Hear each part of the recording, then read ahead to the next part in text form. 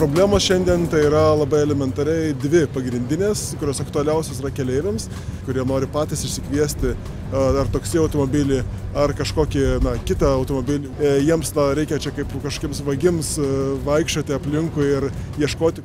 Kitas dalykas dėl taksi, tai yra bandymas apgaudinėti neinformuotus keleivius, tai yra pirmą kartą galbūt atvykstančius į Lietuvą ir staiga žmogus važiuoja vidury dienos, bet pasirodo, kad naujametinių tarifų. Tai visą šitą reikalą irgi tikrai galima sutvarkyti ir pertvarkius teritoriją, kas tai bus daroma, o miestas savo ruožtu skirs dar pakankamai pareigūnų viešosios tvarkos, kuris galės padėti keleiviams įsėsti, išėjus keleiviui iš oro uosto. Pirmas dalykas, patogiausias dalykas, tai turi būti viešas transportas.